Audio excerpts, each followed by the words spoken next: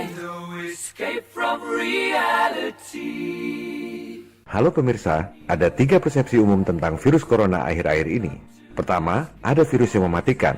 Kedua, penyebarannya pesat, banyak yang mati. Ketiga, segera lockdown untuk memutus rantai penyebaran COVID. Mari kita teliti sejenak ketiga persepsi tersebut. Cause I'm easy come, easy go, little high, little low. Pertama, yang namanya virus corona itu yang mana sih? Jujur, Anda tahu apa enggak? Gimana caranya orang nemuin virus? Apanya yang diperiksa? Pakai alat apa? Prosesnya gimana? Hasilnya pasti benar atau bisa keliru. Cara mengidentifikasi virus yang paling umum adalah dengan menggunakan cell centrifugation. Ini dilakukan oleh saintis di lab, bukan oleh dokter umum.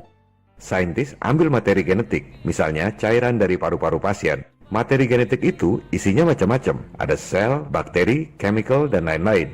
Dari materi genetik yang isinya macam-macam itu, buat dapetin virusnya gimana? Virus nggak mungkin diambil pakai cepitan atau sumpit.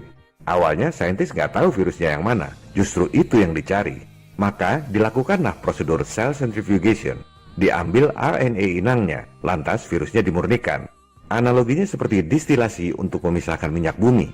Yang paling berat jadi oli, yang lebih ringan jadi solar, minyak tanah, premium, dan seterusnya, sampai yang paling ringan jadi LPG. Pemisahan virus juga kira-kira seperti itu dengan menggunakan cell centrifugation. Yang berat-berat dipisahkan, tenggelam di bawah. Yang berat jenisnya paling ringan terakhir itu dianggap sebagai virusnya. Nah, ini dia oknum virusnya.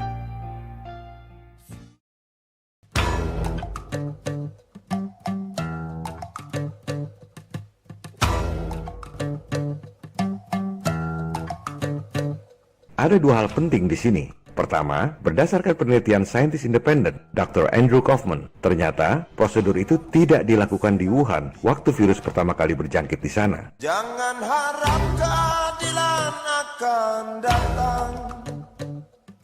Dari 198 orang yang tiba-tiba sakit pernapasan pertama kali di Wuhan, hanya 7 orang yang diambil sampelnya. Diambil materi genetik dari paru-paru, tapi virusnya nggak dimurnikan, nggak pakai cell centrifugation, cuma pakai prosedur ngecek kanker paru-paru biasa. Virusnya nggak pernah dimurnikan, nggak pernah diperiksa, nggak pernah divisualisasikan di Wuhan.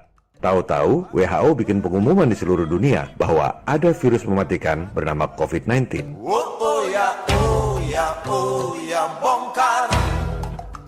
Oh ya, oh ya, oh ya, bongkar. Virusnya ada apa enggak? Mungkin ada, tapi tidak diidentifikasi waktu pertama kejadian di Wuhan. Saya menghimbau dengan tegas, mulai sekarang stop bicara spekulasi COVID-19 buatan manusia atau alam. Stop bicara spekulasi virusnya buatan Cina atau Amerika. Nggak penting virus asalnya dari mana. Mulai sekarang kita fokus pada virusnya saja. Kok bisa? Waktu kejadian di Wuhan, virusnya tidak dimurnikan, tidak diidentifikasi, tidak divisualisasikan, tahu-tahu WHO langsung umumkan ada virus jenis baru, COVID-19. Itulah poinnya. Ini adalah fakta. Silakan Anda riset sendiri. Link ada di deskripsi video. Saya harap malah saudara-saudara kita yang ngerti virologi melakukan penelitian sendiri secara independen. Sebab yang namanya temuan ilmiah itu harus transparan dan harus bisa diverifikasi. Kedua, pemurnian COVID ini baru dilakukan belakangan setelah ramai diberitakan. Virusnya dimurnikan dengan menggunakan cell centrifugation. Yang berat-berat seperti sel, bakteri, dan lain-lain tenggelam di dasar. Kemudian dilakukan centrifugation berulang-ulang. Nah, yang ngambang terakhir itu adalah oknum virusnya. Ini dia si COVID. Ternyata setelah dicek oleh Dr. Kaufman, yang ngambang terakhir itu bukan virus, tapi exosom. Alat komunikasi antar sel yang tugasnya justru mematikan racun. Oh ya, oh ya, oh ya, bongkar. Oh ya, oh ya, oh ya, bongkar. Oh ya, oh ya, oh ya, bongkar. Oh ya, oh ya, oh ya, bongkar. Kok bisa keliru? Karena materi genetik yang diambil itu juga berisi eksosom yang sedang membantu mematikan racun dalam tubuh. Kekeliruan saintis mengira virus padahal sebenarnya eksosom juga pernah terjadi tahun 2003. Adalah Profesor James Hildreth yang mengemukakan ini. Saintis bukan Tuhan, bisa saja keliru. Makanya temuan ilmiah itu harus diverifikasi oleh saintis lain di seluruh dunia. Mari kita perjelas inti dari pembahasan ini. Semua orang percaya ada virus jenis baru yang berjangkit di Wuhan karena berita-berita di media massa. Semua orang percaya tanpa melakukan investigasi dan penelitian sendiri.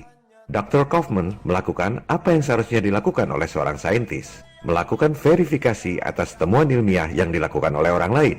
Dokumen awal yang dia cermati adalah dokumen resmi WHO tentang bagaimana saintis pertama kali mengidentifikasi COVID-19 di Wuhan. Ternyata mereka hanya gunakan PCR test dengan metode pengujian kanker paru-paru biasa. Padahal yang namanya virus baru itu harusnya dimurnikan dulu, dipisahkan, diteliti. Oh, ini toh ciri-cirinya. Ini dia spesiesnya, si COVID. Ternyata tidak. PCR test itu hanya menguji RNA inang, nggak bisa murnikan virusnya. Virusnya belum dimurnikan di Wuhan. Kok bisa tiba-tiba WHO mengumumkan ada spesies jenis baru di Wuhan? Ini mungkin agak susah dipahami awam. Kita gunakan analogi sederhana saja. Anggap kita mau menentukan ada makhluk spesies baru. Kita harus tunjukkan makhluknya yang mana, ciri-cirinya gimana. Makhluknya harus dimurnikan, maksudnya dipisahkan dari binatang-binatang dan benda-benda lain. Ini loh makhluknya, diidentifikasi, divisualisasikan, difoto, atau kalau zaman dulu digambar. Jadi semua orang di dunia bisa verifikasi. Ini loh guys, spesies baru, namanya Kopitsaurus. Nah, yang dilakukan para saintis WHO di Berlin, Januari 2020, nggak begitu. Cuma diperiksa inangnya, ibarat meriksa kandang yang rusak. Hewannya nggak diperiksa, nggak dipisahkan, nggak divisualisasikan. Hewannya ada nggak? Mungkin ada, mungkin juga enggak. Orang hewannya nggak kelihatan di dalam kandang besar. Dr. Kaufman mencermati dokumen WHO ini. Itu sih prosedur pemeriksaan kanker paru-paru biasa. Diperiksa RNA inang pakai RT-PCR. Virusnya nggak dimurnikan, nggak ada visualisasinya. Silakan Anda baca sendiri. Link dokumen saya tulis di deskripsi video. Tahu-tahu diklaim, nah berdasarkan inang atau kandang yang rusak ini, kita simpulkan ada makhluk baru, namanya Kopitsaurus. Binatang ganas banyak yang mati. Menentukan spesies baru Kopitsaurus, padahal makhluknya belum pernah dilihat. Kamu harus percaya, kalau nggak percaya, kamu bakal mati digigit Kopitsaurus. Menurut Dr. Kaufman, ini nggak benar prosedurnya. Temuan ilmiah harusnya nggak seperti itu. Menurut Anda gimana? Terserah, mana yang lebih masuk akal buat Anda. Kesedihan hanya tontonan bagi mereka yang diperkuda jabatan. Poin kedua, virusnya baru dimurnikan beberapa bulan kemudian. Prosedurnya sudah betul, yang masa jenis ringan itu harusnya COVID-19. Ternyata, kalau diverifikasi, itu bukan COVID, melainkan eksosom. Artinya apa? Artinya, dari pasien yang katanya positif terinfeksi COVID itu, kalau diuji dengan sentrifugasi, belum tentu ada COVID-nya. Apa pentingnya hal ini? Ini sangat berkaitan dengan data penyebaran dan jumlah kematian akibat COVID. Data jumlah kematian akibat COVID begitu banyak. Para korban dan famili tidak bohong. Mereka sesuai dengan keterangan dokter dan rumah sakit. Semua dokter dan rumah sakit juga nggak bohong. Mereka bekerja keras sesuai acuan dari WHO. Nah, acuan dari WHO ini yang harus dicermati. PCR test acuan WHO itu hanya menguji inang atau host yang diasumsikan berisi virus. Padahal si inang itu isinya macam-macam, termasuk eksosom, yaitu alat komunikasi antar sel yang bertugas membantu mematikan racun. Jadi, yang terjadi sekarang ini adalah orang sakit paru-paru biasa, COVID. Sakit flu, COVID. Sakit asma, COVID. Stres, keracunan, dan lain-lain, COVID. Makanya angka penyebaran dan tingkat kematiannya seolah-olah tinggi. Oh ya, oh ya, oh ya, bongkar.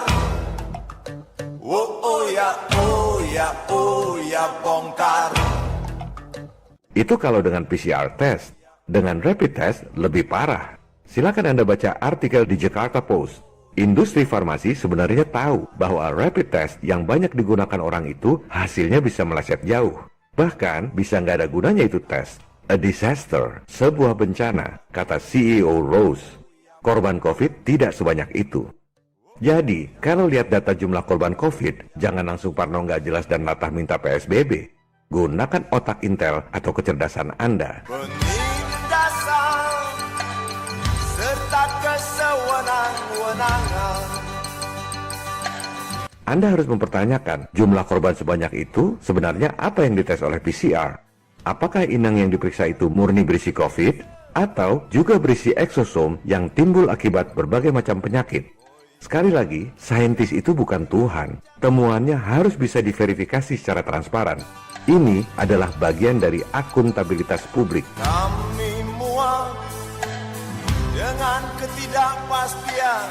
Waktu membuat episode 18 yang di-take down oleh YouTube, saya masih berasumsi bahwa data jumlah korban itu benar. Setelah mendengar pemaparan Dr. Kaufman yang senada dengan Profesor Hildreth tentang exosome, paradigma saya berubah.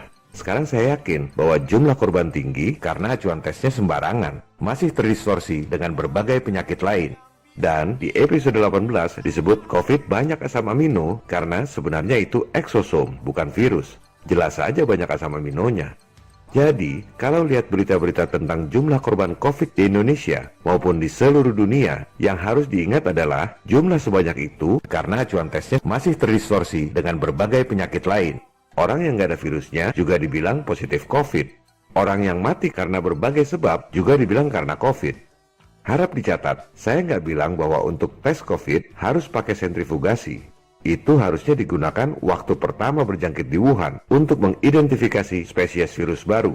Juga perlu digunakan sekali-sekali untuk memverifikasi betul ada virus atau tidak.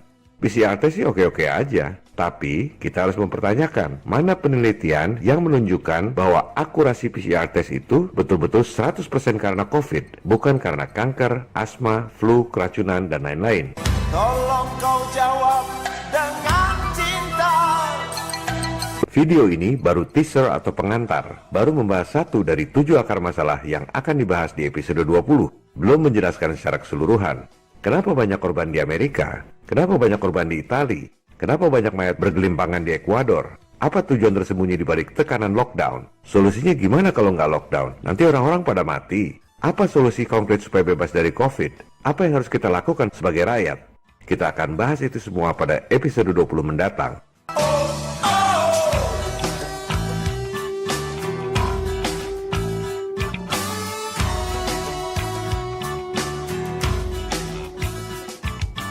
Ini adalah konten yang berbahaya bagi para antek elit global.